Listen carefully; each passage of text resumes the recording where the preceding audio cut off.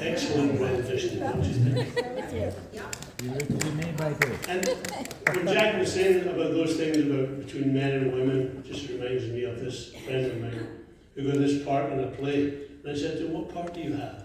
And he said, "Well, I play a 25-year married man." I said, "No, that's a pity. Next time you may get a speaking part."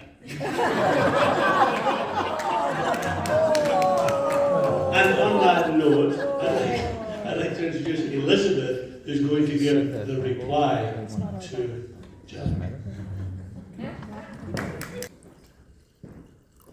Oh, my love is like a red, red rose.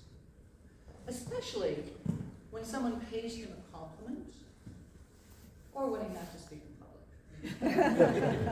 So I would imagine I am similarly rosy. Seriously, the task of writing a reply to the previous toast actually has caused me some anxiety.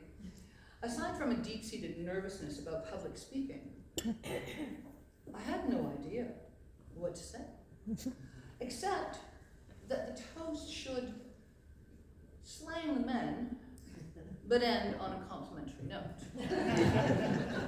I spent some time, like John Laddie, researching via books and the Google about the speech. I learned that originally it was a short acknowledgement to the men's thank you for all the women's work in the kitchen, producing a feast that women weren't meant to be at.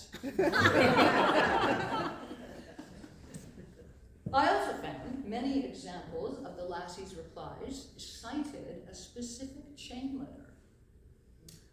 Perhaps you've heard of it previously. It goes, "This letter was started by a woman like yourself in the hope of bringing relief to other tired and discontented women. Just bundle up your husband or your boyfriend and send them to the woman whose name appears at the top of the list. Then add your name to the bottom of the list and send a copy of this letter to 5 of your friends who are equally tired and discontented. When your name comes to the top of the list, you will receive 3,125 men. And some of them are bound to be better than one. Given the number of times I saw that chain letter referenced, I came to a couple of conclusions. Either there must be many tired and discontented women out there, or there were many would-be speech makers who were stuck for inspiration and cribbed a good story. But this is meant to be a reply to Jack's toast to the lassies. The difficulties in the present day of crafting such a toast strike me as a bit tricky.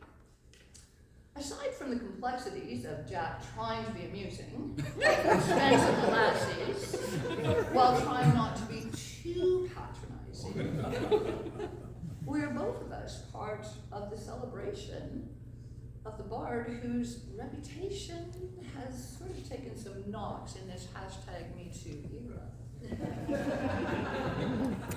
But the past is truly another country whose mores and manners may be inexplicable to us now in the 21st century. When we do look at the words in his poems and his songs, Burns can be rather even-handed for the times, his times, but maybe even for our own. Remember, it was Burns who wrote, as Jack said, amid this mighty fuss, just let me mention the rights of women merit some attention. These words could still aptly apply to a few situations today in the world. The past may be another country, but some woman would say that the laddies are another species entirely. Imagine someone not understanding about the partition of closet space and about shoes. I had thought that as my laddie now occasionally wears a skirt, as a friend of ours calls it,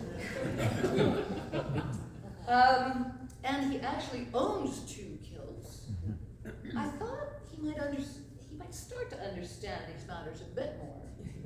Not so much. And don't get me started on the seeming male necessity to throw out everything that isn't immediately useful, or about the male insistence that if something is mislaid or missing, it's the woman who mislaid it. However, ladies, we all know that the men in our lives are pretty decent by and large. Be they our partners, our sons, our brothers, our fathers. They clean up messes, both physical and metaphorical.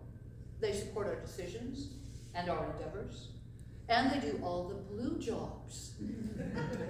Blue jobs, by the way, are what a friend of mine calls all the tasks that women don't want to do.